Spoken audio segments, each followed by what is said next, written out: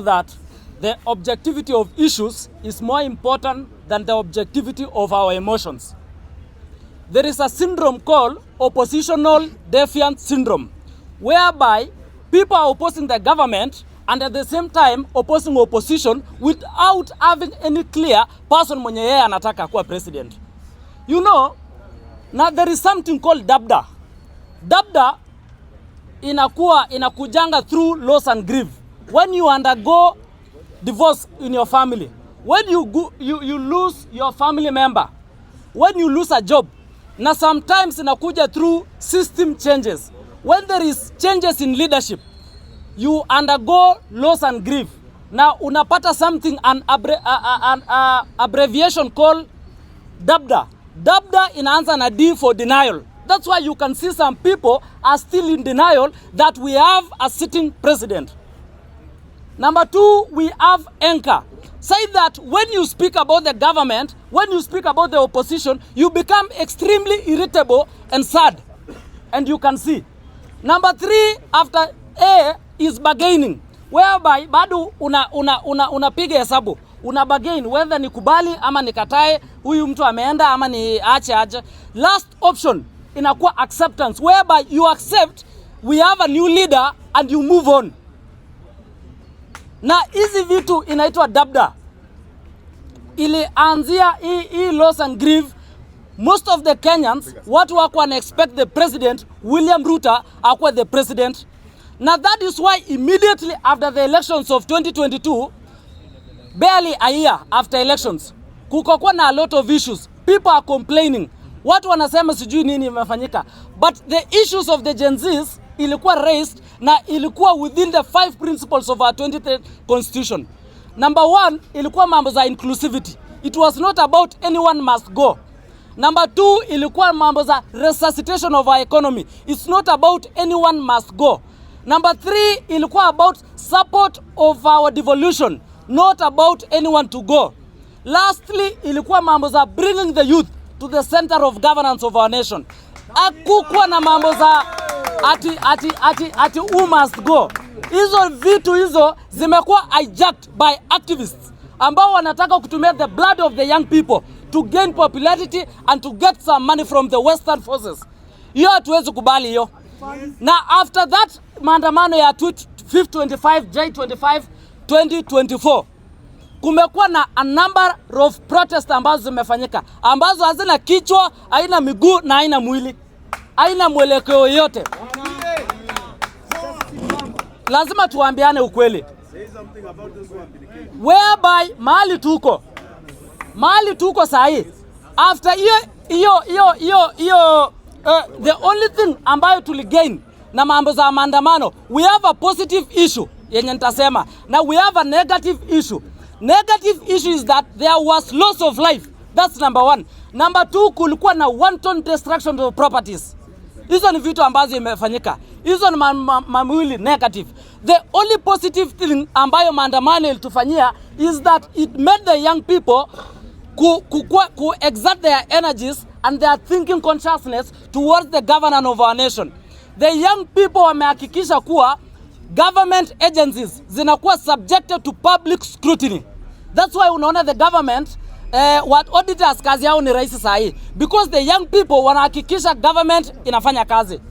Kitu ya mwisho ambayo nini ilifanya, ilihakikisha kuwa the corporate people ambao wamekuwa akilipa hefty amount of money, watu ambao wanafanya kazi kwa serikali, pia wao wana scrutinize the government.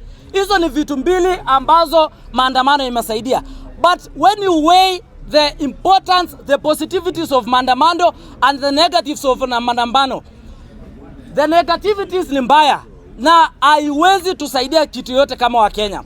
We have to agree that we have a president. Na tunikisa kuambia kwa, when you want to say the president is bad, you cannot use your emotions. We have measurable metrics. Like president akiingia in power, inflation rate ilikuwa 9.5. Right now as we speak, inflation rate ya Kenya iko 3.2%. That tells you the economy is doing well. Number 2, our GDP ilikuwa $114 billion.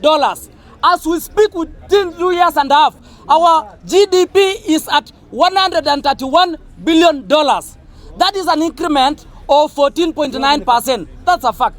Do research. Do you have a fact? Uko na fact? Relax. Wewe fanya research. Don't heckle. Usiheckle bana. If you have facts, raise your hand. Mambo za fitina lazima ishe. Lazima tuseme. Mr. Speaker, yes. That tells you through that growth of our GDP.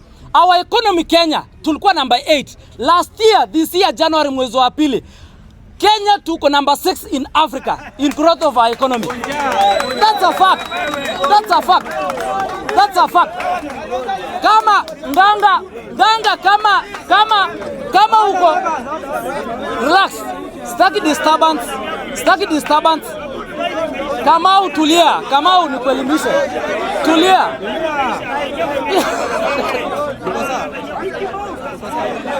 Hiyo ni ukweli.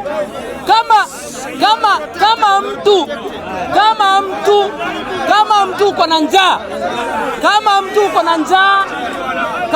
uko na njaa as an individual, it is not your issue kuangalia the president. Wewe have personal issues. Wewe jikaza as an individual. The president anafanya kazi zake.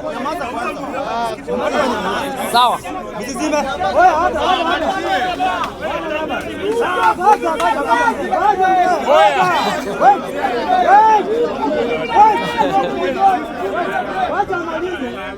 Wacha nimalize. Bunge.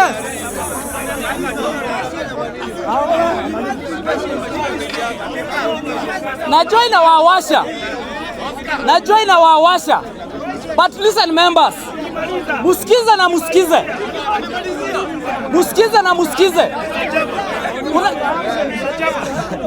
Nasikiza musikize na musikize. Namaza. Nasikiza musikize na musikize. William Samoei Ruto, kama uko na njaa as an individual, it is not. Protect me, Mr. Speaker. Protect me. So when I was talking about DABDA, when